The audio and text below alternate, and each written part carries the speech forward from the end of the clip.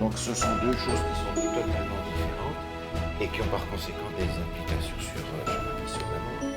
Alors, ce qu'on va regarder maintenant, c'est la question de la mort en conséquence de ça.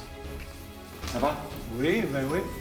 Alors, on va prier ensemble pour demander au Seigneur de nous aider à comprendre sa parole telle que lui l'a conçue. Et la question de la mort va être très simple à résoudre. On peut prier debout. Mais allons-y, tout à fait. Tu veux prier pour nous, Alain? Oui. Bon et tendre Père Céleste, on te remercie de ce moment où on va ouvrir le pain de vie que tu nous as donné, c'est-à-dire ta parole. Seigneur, on te demande de bénir les instructions qu'on va en tirer. Et c'est au nom de ton Fils qu'on te demande ces choses. Amen. Amen. Merci bien. Alors, on avait vu la dernière fois ces différents sens. Maintenant, on va appliquer ça à la situation de la mort. Le corps, en ce qui concerne la mort, on est au clair. On avait vu ce texte où on retourne dans la poussière. On peut quand même le regarder, si vous voulez, dans Genèse au chapitre 3. Genèse chapitre 3, après avoir discuté avec Adam et Ève, il est dit au verset 19, si tu veux nous lire ça, Paul, Genèse chapitre 3, verset 19. C'est à la sueur de ton visage que tu mangeras du pain jusqu'à ce que tu retournes dans la terre d'où tu as été pris, car tu es poussière et tu retourneras dans la poussière. Merci. Alors, le corps, c'est réglé, on sait, on voit, et le Seigneur dit ici, à cause de cette séparation d'avec Dieu, la mort va s'en suivre. Dans le Nouveau Testament, dans Romains au chapitre 6, on a ce texte que nous connaissons bien, et je pense que c'est bien de le relire parce que tout à l'heure, on va avoir besoin de cette notion-là. Romains chapitre 6, c'est le verset 23. Si tu veux nous lire ça. Ça va avec celui qu'on vient de lire. Car le salaire du péché, c'est la mort. Mais le don gratuit de Jésus, c'est la vie éternelle en Jésus-Christ, notre Seigneur. Alors, la partie solution, on la verra un petit peu plus tard, mais le texte nous dit, le salaire, la conséquence du péché, c'est la mort. Alors ça, c'est important de le retenir. Beaucoup de passages nous mentionnent le fait que l'homme n'a pas en lui une étincelle éternelle. Regardez par exemple dans l'épître de Jacques. L'épître de Jacques au chapitre 4, les versets 13 et 14. Jacques chapitre 4, versets 13 et 14. Tu veux bien nous lire ça, Alain? Versets 13 et 14. À vous maintenant qui dites, aujourd'hui ou demain, nous irons dans telle ville, nous y passerons une année, nous trafiquerons et nous gagnerons. Vous qui ne savez pas ce qui vous arrivera demain, car qu'est-ce que votre vie? Vous êtes une vapeur qui paraît pour un temps et qui ensuite disparaît. Disparaît. Une vapeur, pas grand-chose. Et effectivement, on a l'impression quand on est jeune qu'on a la vie devant soi, mais quand la vie est derrière soi, on a l'impression qu'elle a duré 3 fois rien. C'est vrai. Il n'y a pas en l'être humain une étincelle divine qu'il va falloir ranimer pour qu'il puisse se sublimer. Il est mortel. N'est-ce pas? Alors, Jésus va utiliser un langage qui est particulier par rapport à la mort. Dans l'évangile de Jean, au chapitre 11, on a cette histoire qui est extrêmement intéressante et qui est très traumatisante, je pense, pour ceux qui l'ont vécu, de voir la résurrection de Lazare. Moi, j'ai jamais vu un mort ressuscité, mais je pense que ceux qui ont vu ça s'en sont souvenus toute leur vie. Écoutez, imaginez un peu. Surtout qu'à cette époque-là, c'était, j'allais presque dire, un spectacle encore plus impressionnant parce qu'ils étaient emballés avec des bandes, ils les avaient préparés, ils étaient dans une tombe fermée par une grosse pierre. Mais ici, Jésus va employer un vocabulaire qui est extrêmement symptomatique de la manière dont la mort est conçue. On va lire le verset 11 à 14, si tu veux bien nous lire ça, Paul. Jean 11. Jean 11, verset 11 à 14. Après ces paroles, il leur dit, « Lazare, notre ami, dort, mais je vais le réveiller. » Les disciples lui dirent, « Seigneur, s'il dort, il sera guéri. » Jésus avait parlé de sa mort, mais ils crurent qu'il parlait de l'assoupissement du sommeil. Alors Jésus leur dit ouvertement, « Lazare est mort. » Merci bien. Jésus dit, Lazare dort. Alors, quand on dit que quelqu'un dort, qu'est-ce que ça sous-entend?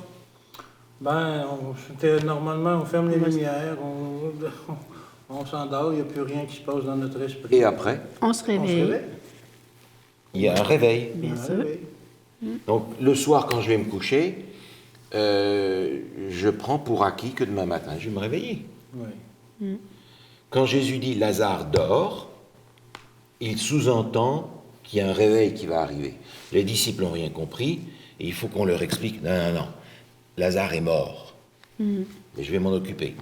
C'est ça, il dit, et je vais le réveiller comme si c'était lui qui avait le pouvoir de le réveiller. Exactement.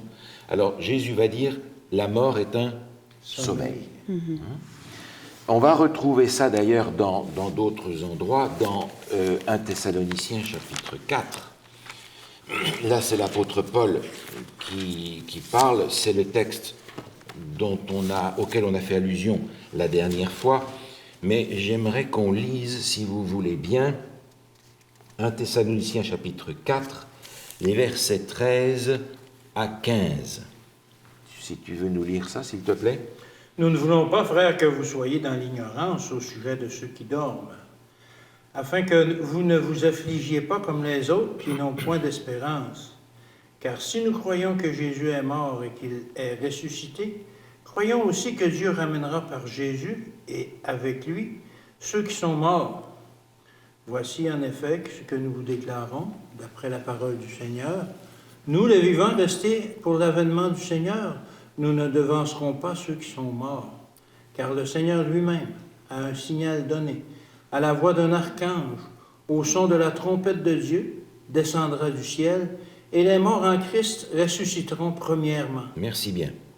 Alors, on a dans ce passage qui est lié au retour de Jésus, 3 fois la même expression, qui n'est pas nécessairement traduite de la même manière dans nos Bibles, mais au verset 13, il est dit « Ceux qui dorment ». Ceux qui dorment. C'est la même chose à la fin du verset 14, Dieu ramènera par Jésus et avec lui ceux qui dorment. Et la même chose à la fin du verset 15, nous ne devancerons pas ceux qui dorment. Donc en rapport avec la venue de Jésus, 3 fois il est dit, ceux qui sont morts, ils dorment. Même expression que celle que Jésus a utilisée pour faire comprendre qu'il va y avoir une résurrection, et le verset 16 nous en parle. Un autre passage, si vous voulez bien, cette fois-ci dans l'Ancien Testament, dans le livre de Job. Je vous rappelle en passant que le livre de Job est le plus ancien livre de la Bible, ce qui nous indique que cette question de sommeil de la mort n'est pas une invention tardive. Avant même que Moïse écrive le Pentateuque, les 5 premiers livres, cette compréhension de la mort, sommeil, était déjà bien enracinée dans l'esprit des croyants. Job chapitre 14, versets 10 à 12. Tu veux nous lire ça, s'il te plaît? Oui. Mais l'homme meurt et il perd sa force. L'homme expire, et où est-il? Les eaux des lacs s'évanouissent, les fleuves tarissent et se dessèchent. Ainsi l'homme se couche et ne se relève plus. Il ne se réveillera pas tant que les cieux subsisteront. Il ne sortira pas de son sommeil. Merci. Il ne sortira pas de son sommeil. Jusqu'à quand? Tant que les cieux subsisteront. C'est-à-dire? Au retour de Jésus. Mais c'est exactement ce qu'on vient de lire dans Thessaloniciens. C'est exactement la même chose. Et pour Job, qui ici est celui qui dit ces choses, ce ne sont pas ses amis qui sont, on le sait parfois dans des idées un peu particulières, mais Job, lui, a les idées très claires. Dans d'autres chapitres, il le dit aussi, ceux qui dorment vont dormir de ce sommeil de la mort jusqu'à ce que Jésus revienne, c'est-à-dire tant que les cieux subsisteront. On a aussi au chapitre 7 de Job une indication à ce sujet-là. Job chapitre 7, versets 9 et 10. Comme la nuée se dissipe et s'en va, celui qui descend au séjour des morts ne remontera pas. Il ne reviendra plus dans sa maison, et le lieu qu'il habitait ne le connaîtra plus. Alors l'histoire des maisons hantées, comment ça marche? Ok.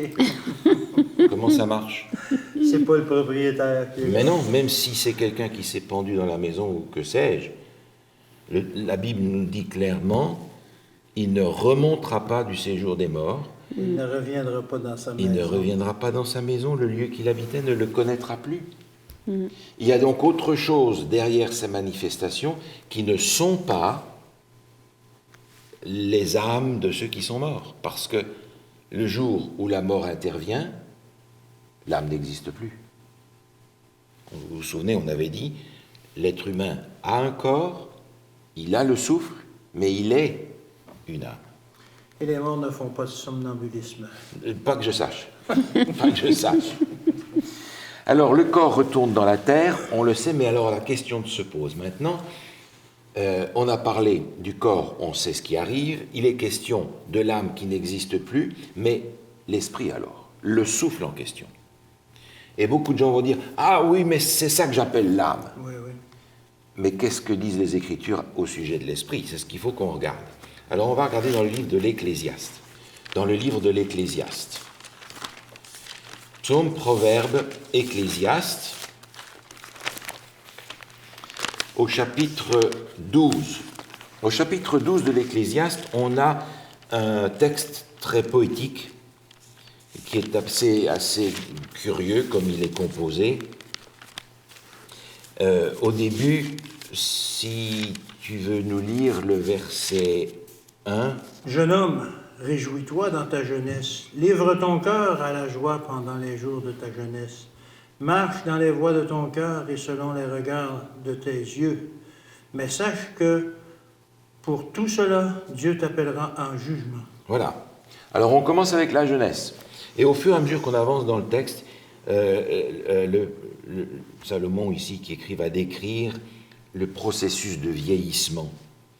Par exemple, il va dire au verset 3, je n'y prends point plaisir avant que s'obscurcissent le soleil, la lune, les étoiles, les nuages.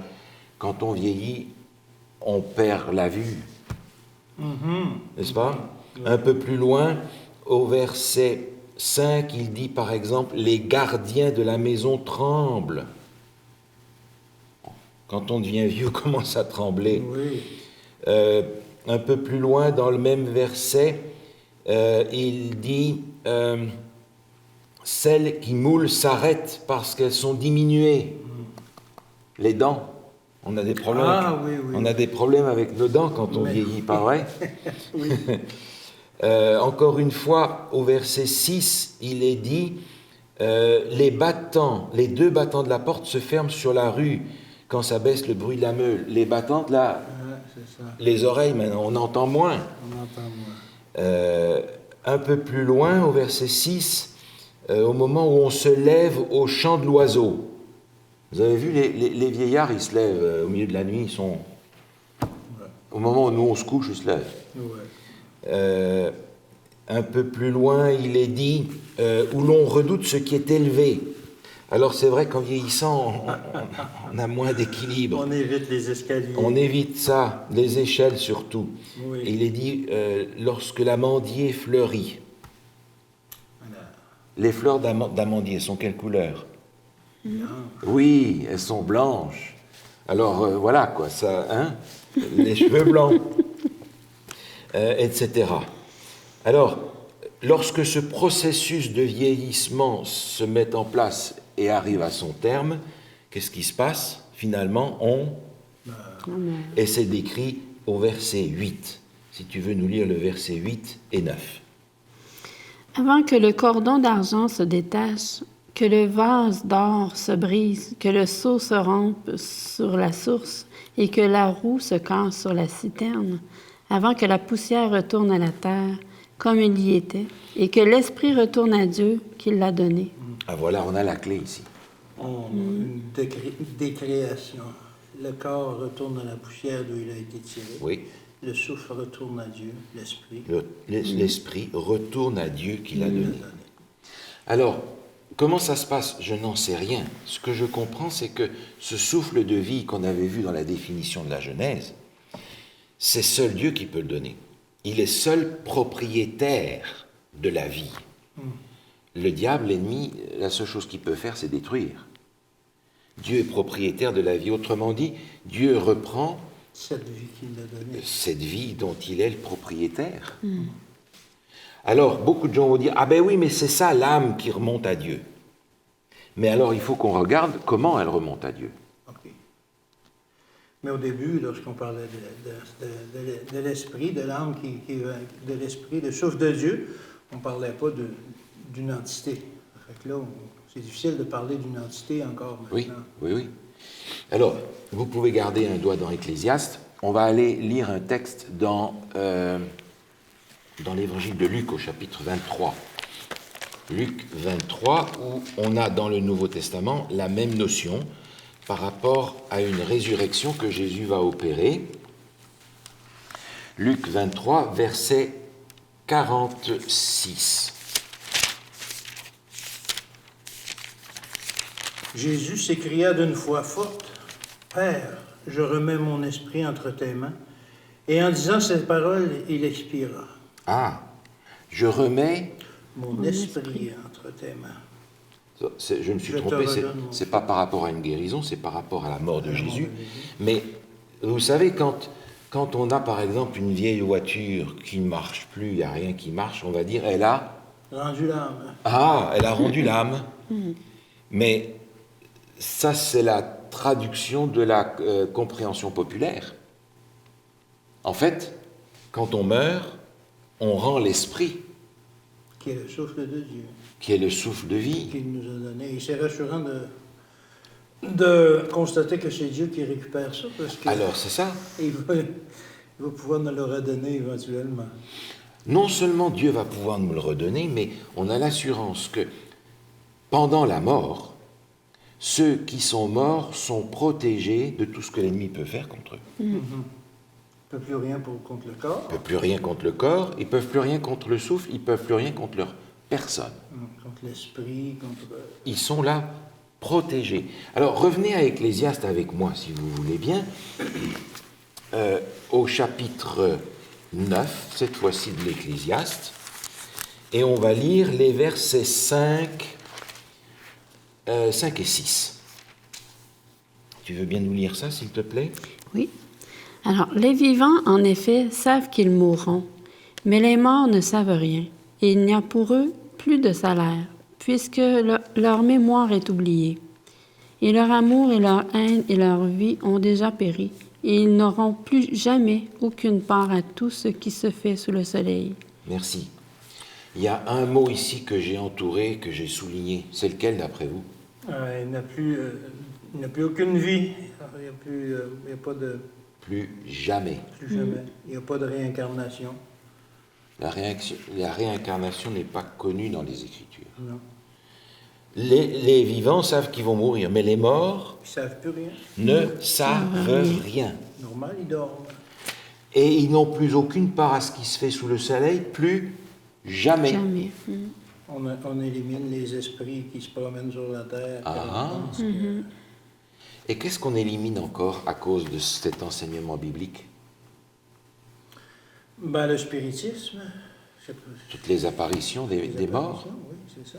Toutes les apparitions des morts. Puis les interventions de nos parents décédés ou quoi que ce soit. Est-ce qu'on entend souvent ma mère ou mon père veille sur moi? Ou, alors, ça va loin, là. On ne prie plus les morts. On ne peut donc pas prier les morts parce qu'il n'y a pas de mort. C'est fini. Ils ne savent rien. Ils n'entendent rien. Ils sont sourds. C'est ça. Ils dorment. Tant qu'ils ne seront pas réveillés, on ne peut pas... On ne peut donc pas prier les morts parce qu'ils ne sont plus là. Si on entend notre grand-père qui vient nous dire quelque chose, ça ne sera pas notre grand-père. Parce qu'il dort.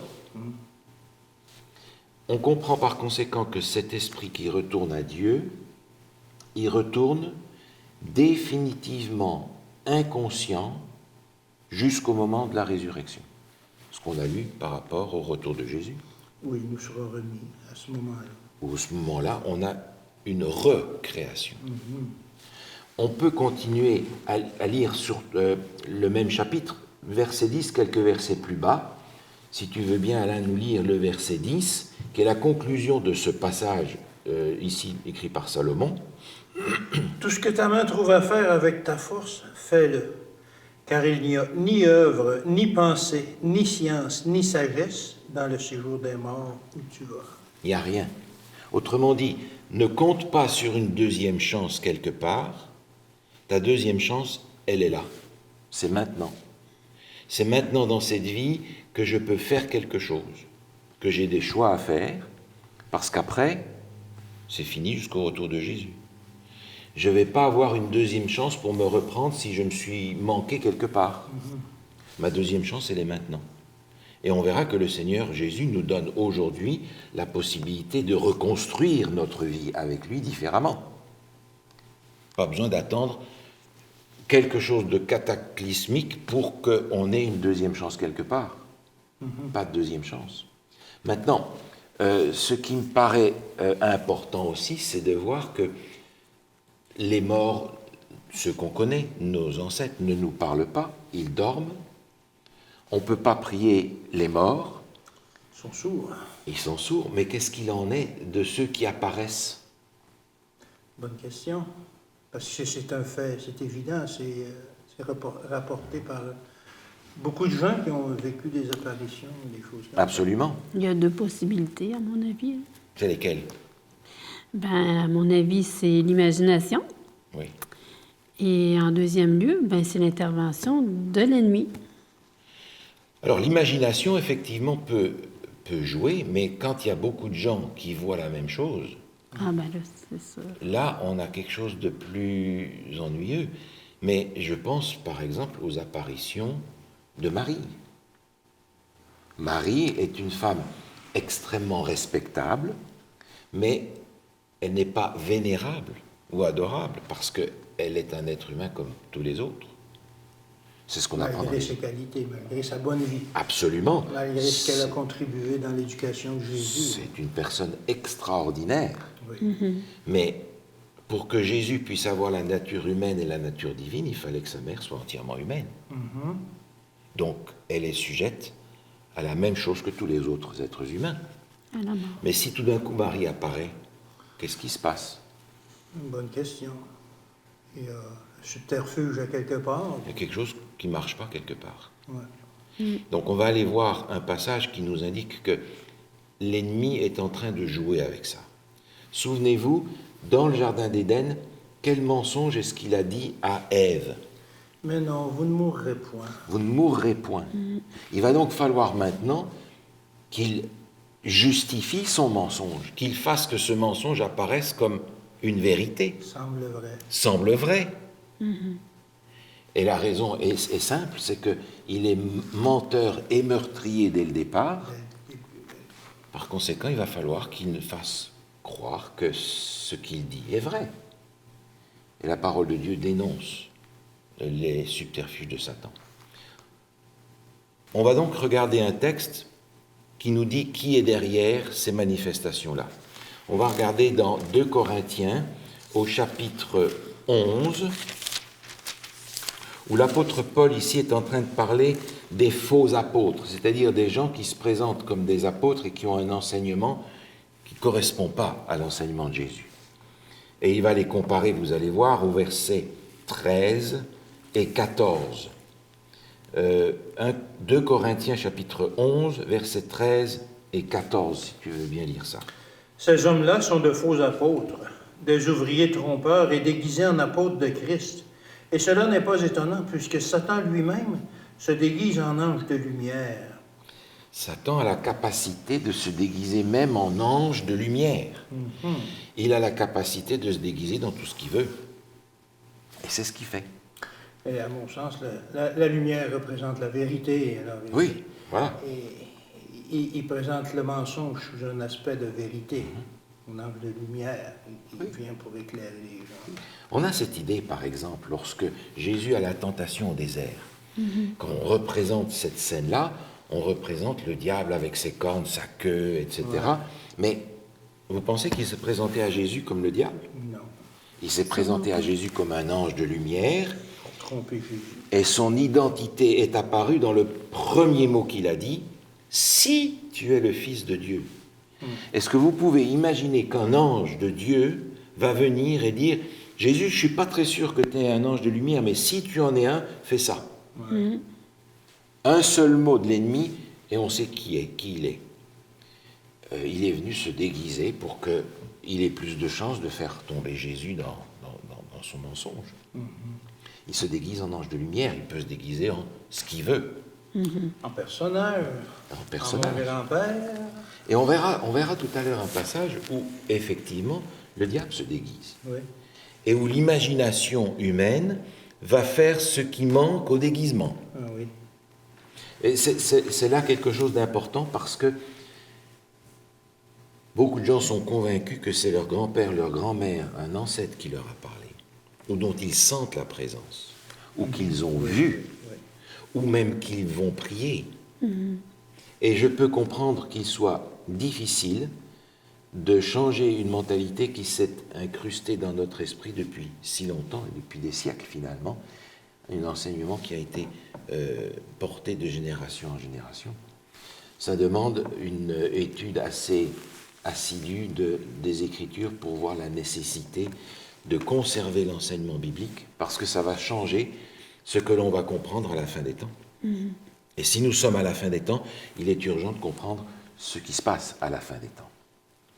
On a dans l'Épître aux Hébreux un texte qui est extrêmement clair à ce sujet-là, et qui me paraît intéressant parce qu'il parle de la fin, justement. Hébreux chapitre 11, on a dans ce chapitre une galerie de tous ceux qui sont des héros de la foi dans la compréhension des Juifs. Sans lire le chapitre en entier, on peut passer en revue les personnages dont il est question ici. Au verset 4, il est question de Abel, le premier martyr. Au verset 5, il est question de Hénoch, qui lui n'est pas passé par la mort. Au verset 7, il est question de Noé. Au verset 8, il est question d'Abraham. Au verset 11, il est question de Sarah. Au verset 20, il est question d'Isaac. Au verset 21, de Jacob. 22, de Joseph. 23, de Moïse. 31, de Rahab. 32, et que dirais-je encore, car le temps me manquerait pour parler de Gédéon, Barak, Samson, Jephthé, David, Samuel et les prophètes. Tous ces gens qui sont considérés par les Juifs comme étant des gens dont la foi est un exemple. Comment l'apôtre Paul conclut-il ce chapitre sur la galerie des héros? Versets 39 et 40, si tu veux bien, Paul, nous lire ça. Oui. Alors, tous ceux-là, à la fois desquels il a été rendu témoignage, n'ont pas obtenu ce qui leur était promis, Dieu ayant en vue quelque chose de meilleur pour nous, afin qu'ils ne parvinssent pas sans nous à la perfection. Tous ces gens-là, on va dire aujourd'hui dans la compréhension populaire, ah mais ils sont tous au paradis. Que dit la Bible? Ils ne parvinssent pas sans nous à la perfection. Ils n'ont pas obtenu ce qui leur était promis. Et ce qui nous est promis, c'est quoi? Quelque chose de La vie meilleur. éternelle. La vie éternelle. Et on l'a lu tout à l'heure, alors qu'on voit de nouvelles créatures. Exact. La perfection parfaite, en fait, là. Oui. Alors, on parle de la perfection, Oui. on fait référence à ça. Ils ne l'ont pas obtenu. Ils n'ont pas obtenu. Pourquoi? Parce que Dieu ne veut pas qu'on arrive au paradis à la queue leu-leu les uns derrière les autres. Ouais. Tous ensemble. La famille de Dieu va hériter de cette promesse de la vie éternelle tous ensemble. Alors, on va être en même temps qu'Abraham, Mais oui. Samson, Et Adam. pour eux, c'est une grâce parce que, quel que soit le temps pendant lequel ils sont morts, pour tous ces gens-là, que ce soit des milliers d'années ou au moment où Jésus revient quelques jours ou quelques heures, c'est la même durée, c'est une seconde. Oui. Dieu fait bien les choses Le temps de dans son- son plan. Parce que imaginez quelqu'un qui est mort, prenons Abraham, qui est 1800-2000 ans avant Jésus, mais ça fait longtemps, hein. Oui. Vous vous rendez compte? Avoir tous les malheurs de la terre. Comment est-ce qu'il peut être au paradis en voyant tous les malheurs de la terre et ce qui est arrivé à son peuple dans la suite des temps? C'est pas le paradis, ça, c'est l'enfer déjà. Donc je ne peux pas imaginer que selon le plan biblique, Dieu fasse souffrir quelqu'un qui est destiné à la vie éternelle pendant des milliers d'années alors qu'il a vécu au pire 175 ans, maintenant beaucoup moins, mais peut-on attendre pendant des années en voyant la catastrophe dans le monde ou dans nos familles? En voyant nos proches qui vivent toutes sortes de choses. En voyant nos proches puis, qui vivent des pouvant- catastrophes énormes, en disant « il est au paradis bienheureux auprès de Dieu » Non. Ils n'ont pas obtenu ce qui leur était promis parce que Dieu veut qu'on arrive ensemble à la perfection. Dieu a un plan extraordinaire pour les croyants. Il y a par conséquent une résurrection qui va avoir lieu et Jésus en parle.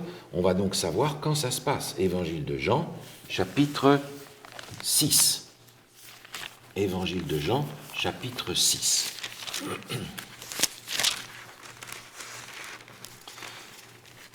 Évangile selon Jean, on va lire le verset, chapitre 6, le verset 40. Tu veux bien nous lire ça, Alain, s'il te plaît? La volonté de mon Père, c'est que quiconque voit le Fils et croit en lui ait la vie éternelle, et je le ressusciterai au dernier jour. Ah ah! À quel moment a lieu la résurrection? Au dernier jour. Quand est-ce que la vie éternelle nous est donnée? Au dernier jour. Au dernier jour. Pas de vie éternelle avant. Par conséquent, ceux qui dorment n'ont pas obtenu ce qui leur était promis, jusqu'à ce que la résurrection arrive. Et la première partie du verset voit que ça s'applique à tout le monde. La volonté de mon Père, c'est que quiconque. Quiconque. Tout le monde. Quiconque, Mais- peu importe la personne. Exact. Quiconque. Mais quelqu'un qui va lire juste ce bout-là va dire, mais au dernier jour de sa vie? Le texte ne dit pas ça. Non. Le texte dit au dernier jour. Au dernier jour. C'est ça. Alors, au dernier jour, il y a plusieurs choses qui vont se passer. Parce qu'il y aura, lorsque Jésus revient, des gens qui seront morts, mais il y aura aussi des gens qui seront vivants. Alors, on va regarder ce qui se passe dans 1 Corinthiens chapitre 15. 1 Corinthiens chapitre 15, qui est un chapitre où l'apôtre Paul parle entièrement de la résurrection. Et on va lire les versets 51 à 53, si tu veux bien. Voici, je vous dis un mystère. Nous ne mourrons pas tous, mais tous nous serons changés. En un instant, en un clin d'œil, à la dernière trompette, la trompette sonnera, et les morts ressusciteront incorruptibles. Et nous serons changés, car il faut que ce corps corruptible revête l'incorruptibilité et que ce corps mortel revête l'immortalité. Merci. Cette résurrection, elle a lieu au moment où il parle de la dernière trompette, référence au texte de Thessaloniciens qu'on a lu, donc à la fin, pas à la fin de sa vie, mais à la fin des temps. Et ceux qui sont vivants vont être changés en un clin d'œil. Ils vont être transformés, c'est-à-dire qu'ils vont être comme ceux qui ont été ressuscités. Et c'est ça, et l'apôtre Paul ne fait pas de distinction dans le temps, c'est tout le monde en même temps. La trompette, les morts ressusciteront incorruptibles, et nous serons changés en même temps, Oui. C'est tout au même moment. au même moment. C'est ça. Je trouve qu'il y a une grande consolation dans la manière dont Dieu a fait les choses.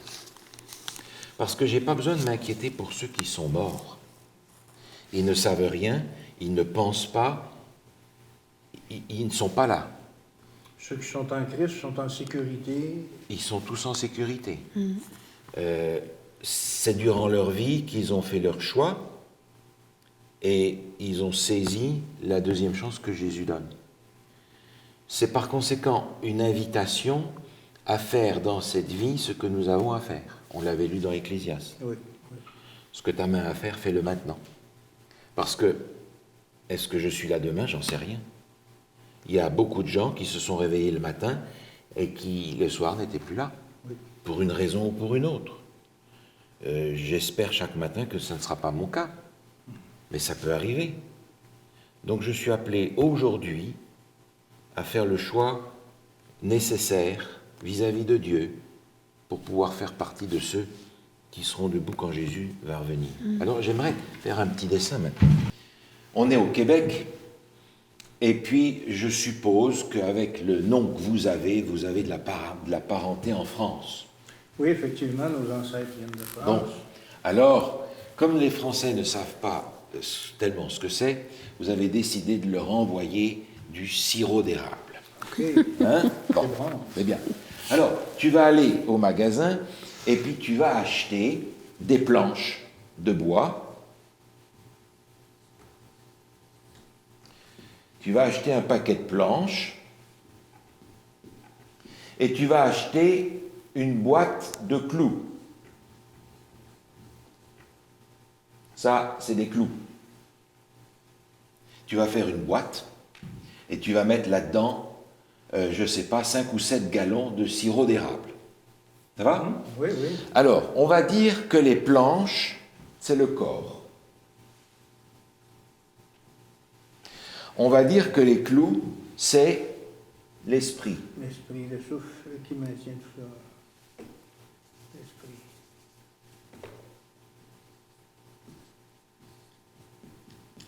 Et avec ça, tu vas faire Une boîte. une boîte.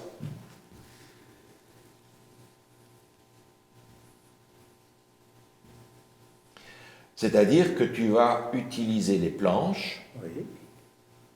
et tu vas clouer tout ça. Tu vas faire tenir les planches ensemble en utilisant les clous.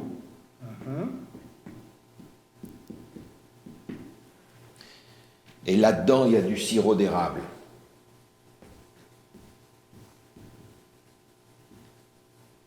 C'est bon, hein? Oui. Ah.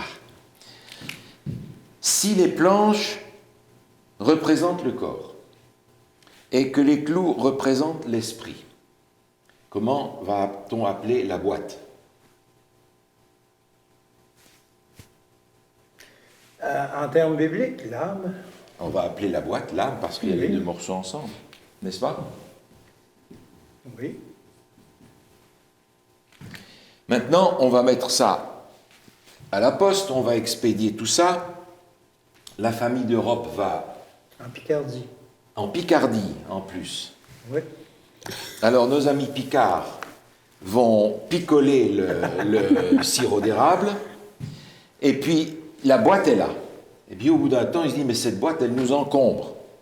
Donc ils vont prendre des tenailles et ils vont enlever les clous, ils vont faire un tas de clous et ils vont faire ici un tas de planches. Oui. Le fait d'avoir défait la boîte est un phénomène qu'on va appeler, en termes bibliques, dans notre parabole, Ben, la mort.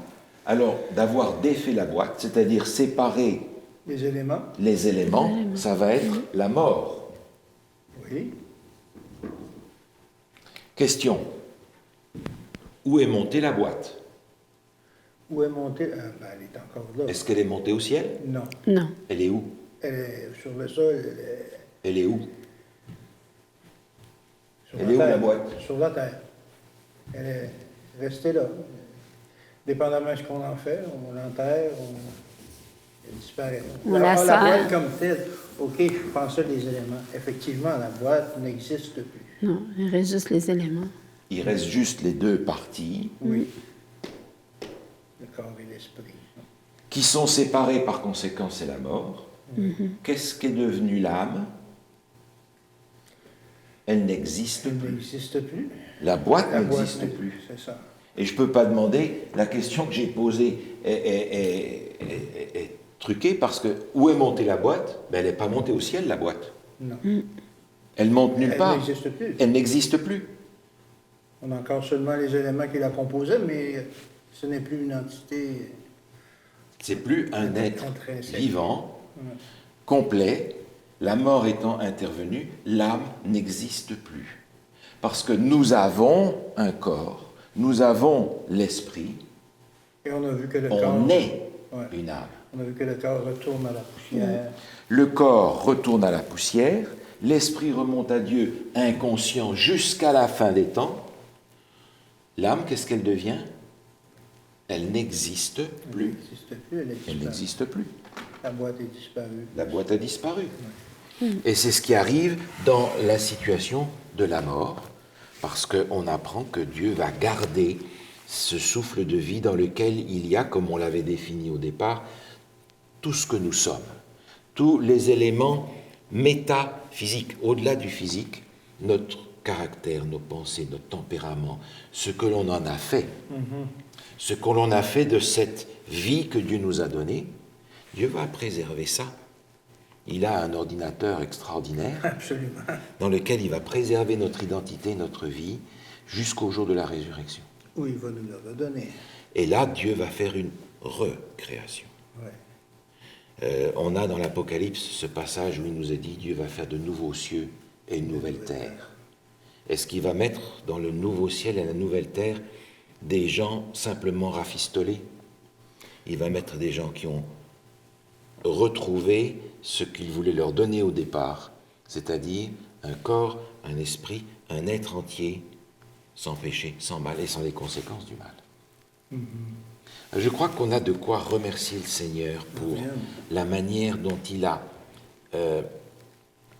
organisé les choses malgré la catastrophe que le péché a fait. Nous allons remercier le Seigneur pour ça, et la prochaine fois, on va regarder quelques textes qui sont utilisés pour dire aussi le contraire de ce que l'on a trouvé dans les Écritures, et il est important de le regarder pour qu'on soit sûr que ces textes ne puissent pas être utilisés selon une tradition ancienne qui est une philosophie païenne. Ok. On prie ensemble. Oui. Seigneur, nous te remercions encore de ce que, malgré le péché, malgré les conséquences du péché, malgré la mort, tu as mis en place un plan de sauvetage pour que, au-delà de la mort, tu puisses nous offrir à tous ceux qui le veulent, à quiconque croit, la vie éternelle que tu avais donnée à l'humanité pour commencer.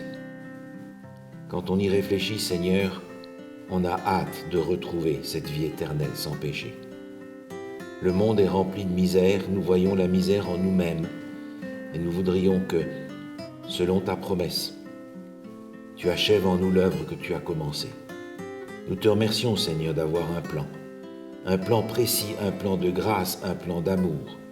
Et nous voulons aujourd'hui accepter ce plan d'amour que tu as pour nous, en attendant que tu reviennes. Au nom de Jésus. Amen. Amen.